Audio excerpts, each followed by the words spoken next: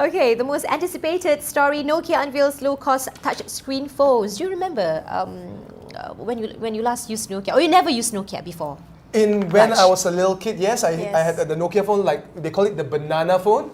Banana the curved phone? one, yeah, exactly. So You had butterfly. exactly, and those days Nokia, you have Motorola. What is Motorola? You know, Sony Ericsson. Wow. Yeah, gone are the days. Yep. Now everything is Samsung, iPhone. They were hot those times, okay? They were hot, Blackberries. right? BlackBerry. Even Blackberries are suffering right now. Yep.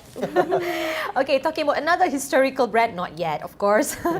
Evergreen, an Evergreen brand. Reuters reported struggling mobile phone maker Nokia OYJ has unveiled its first full touch screen phones aimed at the budget end of the market, as it looks to fill a gap in its product range and catch up with rivals, particularly in emerging markets. Nokia has lost out badly to Apple Inc. and Google Inc. in the smartphone market. And last quarter also lost its position as the world's largest volume cell phone maker to Samsung Electronics. While fighting back with a new range of smartphones that uses Microsoft software, the group is also eager to tap the booming market for basic phones with full touch screens.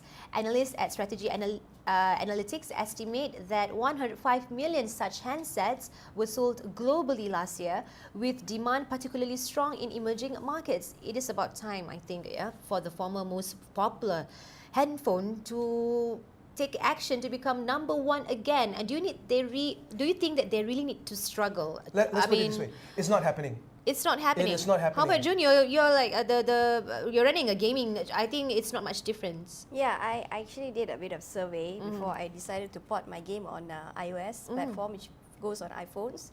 So basically, right, in Malaysia, number ones are Android because of the price. Pricing is For cheap. now, Yeah, yeah. it's cheap. And if you want to get an iPhone comes in second because once again it's the price factor. iPhones are not cheap. Even with the all the packages that we have, you know, you still have to fork out a bit to get the Yeah, phone. it's one of the more premium phones. Yeah. But however, June, when Samsung Galaxy Tab 2 came out, they were actually a bit more expensive than iPad. But tabs, Samsung tabs still sold out at that time. Yes, yes. That's why I'm saying, because Samsung is also under Android, right? So Android it's slightly more Because of the it's features more, as yeah, well. it's more popular because it's free. All download games are free on Right. Android. In the iPhone, it's not. It's paid apps. You have paid apps and you have free apps. But the Nokia is like nowhere, you know. The Nokia is completely not even in the chart. You know, we know where we have a pie chart where we Yeah. have all this Market share and all yeah, that. in terms Nokia of is completely. development. It was the Once upon phone, a time. the Yeah. phone, and it was very, very good those days because it was a user-friendly phone. You can be a first-time phone user, right? And you have a Nokia and you will know how to use it. But the thing is, over time, right? It's already lost its lackluster, and Yeah. you know it's completely out of the steam. So now it's trying to make a comeback, and it's making a comeback in a very smart way. I hope it works out for them because touchscreen is the way to go. You know, because everybody is doing touchscreen this day, and from the first paragraph we can see that they are targeting people with a budget. You know, so cost is very important when you buy a phone. Especially smartphones, they don't come cheap, you know. So maybe it might work and maybe it might not. You see, you know? what was said in this statement is they're going into something which others have done. They missed the boat. That's why I say there's no way they're going to regain number one. First things first, phones these days, it's not just a matter of using it as a functional equipment. It's a symbol of... This is becoming a sad story for Nokia. It's becoming a lifestyle symbol, you know. Everyone wants to have something to reflect their status, you know, reflect their personality and all that. So True. it has gone beyond just a mere phone, just like cars. It's a personality, it's an image. Like Want a to car, have. yes. Exactly. So it's like from the Stone Age kind of thing. No one wants to have Nokia. Everyone wants iPhone 5. When is it going to come out? You know, like for example, the Samsung Tab 3, right? Yeah, it's Yeah. coming out soon, right? Exactly. Or is it out already? I'm not Yeah, sure. so the latest phone, for example, to challenge the iPhone 4, people are queuing up and people are lining up, and they don't mind paying 2,000 ringgit, even though it's on the pricier side, because it's a status symbol and of course all the features and all that. Now, if you're looking at them, they're trying to regain their number one ranking by doing what? Offering cheap phones, hoping to make up in terms of volume. But remember, the margins are so fine. And there are already existing cheap phones out there, touchscreen phones. So by the time they want to come into something, technology changed so fast. If you're left behind, it's it's changing. They come 2 months time, you're compared to their next generation of perhaps cheap phones, touchscreen phones as well, which is equally as cheap. Then what? Okay. Yeah, the iPhone. Yeah, Everyone's many waiting people with, are waiting. bated I don't know. anticipation. I don't know what their strategy is, but June. Okay, based on your research, the demand for the Android, Asia or globally? I got a interview, press conference. Because you know why, Yeah. in Australia, you can see the majority, they don't even use BlackBerry, but they use Apple. Yep. Each of them, who actually comes across in front of you. I mean, yeah, I experienced like almost each of them. Yeah, in overseas, especially in Europe, in countries like that, because I traveled to France a lot, and almost everyone is with an iPhone. iPhone, Yeah, they don't have that Samsung BlackBerry, Even- that Samsung Tab like we all have here, the big one, They just don't like it because they like mobile, They like to go, they like small things, But And they don't mind to pay for it. Yeah, no, but no, they actually they apps. do. The phones are cheaper there, though. Europeans there, they do pay for the apps. They're one of the good pay masters. They don't mind paying for apps. That's what I want to hear, actually. For local market. Yeah, our local markets, What they free? love free stuff. Everything you want free, not free Yeah. we don't want. And practically long term. Games all the way. Yeah. Yeah. So Android is why Malaysians love Android, because most of all the apps there are free. Thing for free, but the thing is with iPhone, it's that came in first, So everybody is following the iPhone thing. So you have to give the iPhone a bit of a credit. Okay, There, Raj, see. you've been using iPhone. People are buying cheaper phones, but they have more features than your iPhone. What do you think? Well, at end of the day, it depends on your personal needs. Like I said, they say that it's more user-friendly. Yeah. Some people like the feature, some people like certain aspects of the phone, the status symbol. So it all boils down to the user at the end of So the you day. don't mind if your friends, more of them, most of them are using Androids. I mean, it's up to them. Look, in fact, in terms of Android is an operating system. There are more Android phones out there by virtue of the fact that a lot of phone manufacturers like Samsung, Huawei, ZTE, and so many others are using the Android OS system. iPhone, iOS only is iPhone. So they are solely Apple related. The good thing about Google by coming out with their Android platform is they give it free, so more people, more manufacturers will use their platform. Like for example, Nokia is using Windows, and unfortunately, in terms of their growth for Windows and Nokia is still.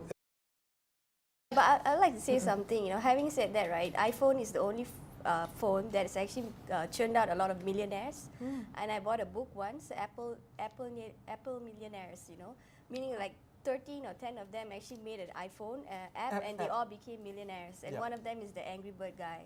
You see, yeah, but I don't see that same success story in the Android. So maybe so you just focus on the buying needs. Yeah, and a lot of our MSC companies who are now under MDEC and all that, they're all doing more apps on the iPhone. More than But the interesting thing is, if you do it for the iPhone, you can still use that same. No, you have to convert it a bit. Convert it as well, but the essential bits are the same. So if I were an app designer, I would whack all. Of course, you start with one first. Yeah, you start one then first. you tweak it along the way, then put it into Android, put it onto the Windows Store, put it in all the stores, so you can make more money at the end of the day. Okay, iPhones and back to Androids, and now back to Nokia. June.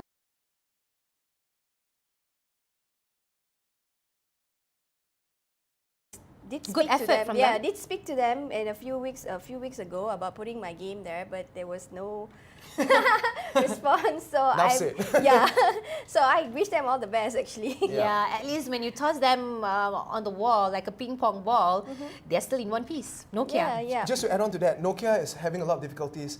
BlackBerry under RIM, the Canadian company, are suffering as well. Because you see, one of the things is these companies who started, they are one of the first smartphones. Nokia has been around for ages. I think they were in a sense of complacency. They did not innovate, they did not go forward. That's one thing I have to respect Apple in particular, Steve Jobs, and the legacy is thinking of what's next. Now they're talking about what Apple TV as a next step forward. So once again, in this industry, innovate.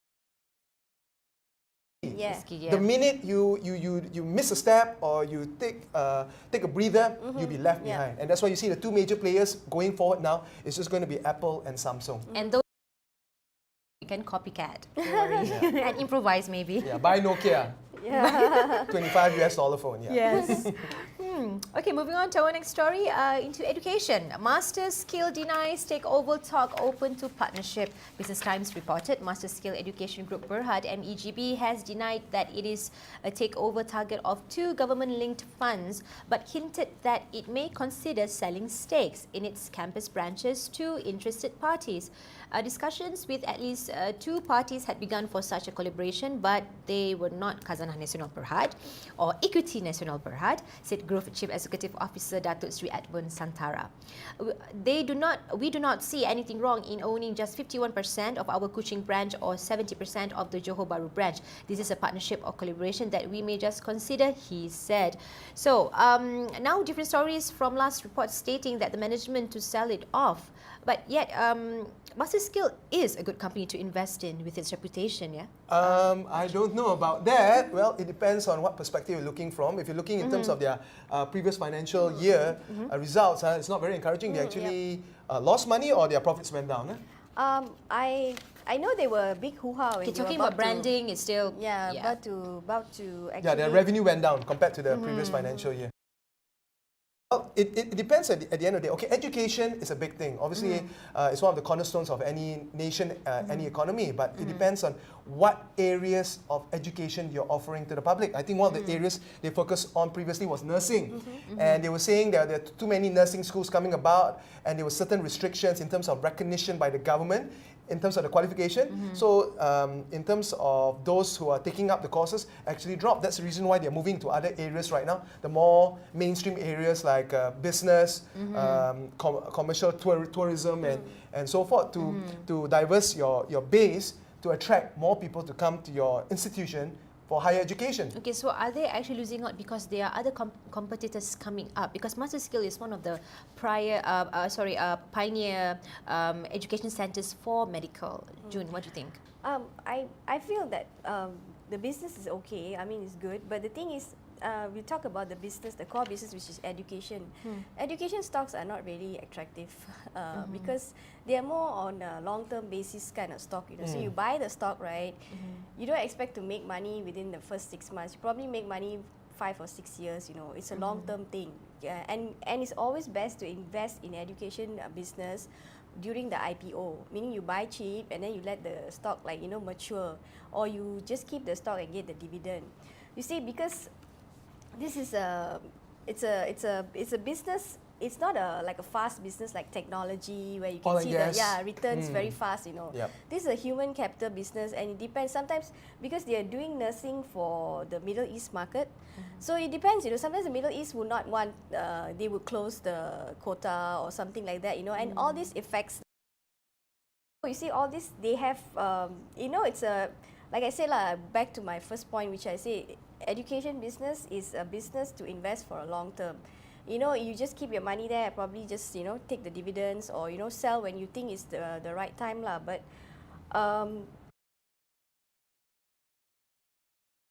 if there is a takeover like it's reported, then good news like this, right? When money comes into the company, it will spruce up Investors' the stock. interest Yeah, and the price. Raj, you have a different view on that?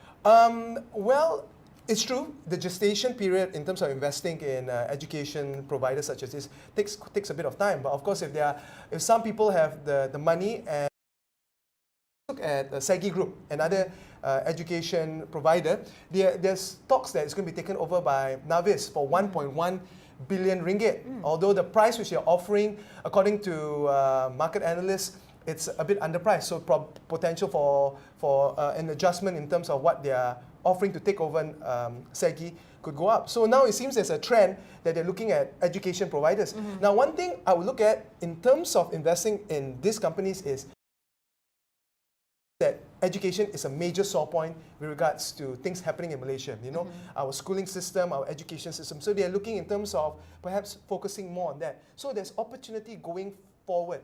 So just imagine if you have links with the government, you set up whatever education school or buy into this, and the government say, okay, for our scholarship holders, for those who are graduating from our institutes, we will send them to your college and we'll pay you for it.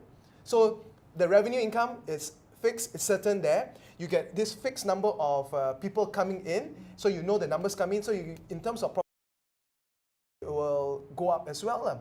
So now the equity national, I Yeah. guess it shouldn't be, because remember the government agencies, they are all diverse, all their companies taking new stakes. So Raj, Khazanah and potential companies will not cooperate to take over. I mean, why should they? I mean, they are the ones supposed to be divesting right now. They are they're actually selling off their stakes. They want money. Or buying properties in Properties. London Yeah. and Australia and all that. So this could possibly be another private company. Who knows who it could be? And this links back to our previous story and perhaps our upcoming story in terms of dissemination of information. Yeah. Oh, You see, To stakeholders. remember, Yeah. different stories we are hearing from previous reports. 1 minute we are selling, next minute now we are only looking at partnership. We sell a stake of it. So once again, as an investor, you're wondering what is really going on. Yeah, talking about the headlines, do you actually experience all this, June? Yes.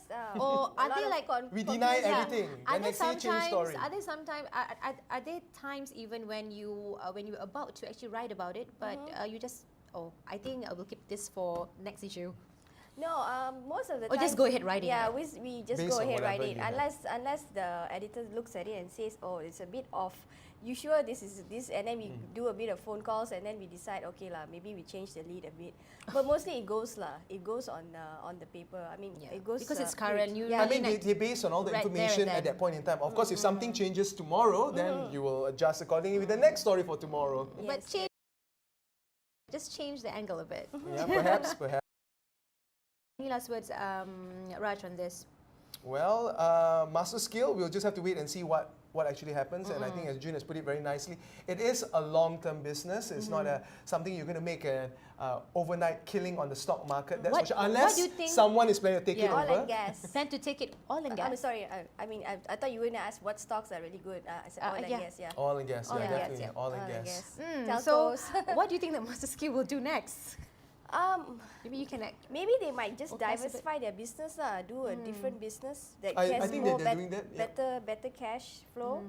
Or maybe sell something they're building because of something like whatever assets they have. But then the problem is if they do that, they'll be moving away from their core business. Yeah. And unless Yeah.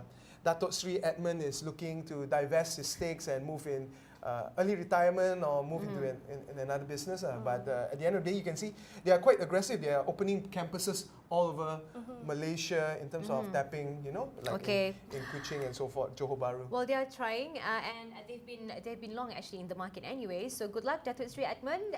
If you have your thoughts, you can always tweet us at the Capital TV.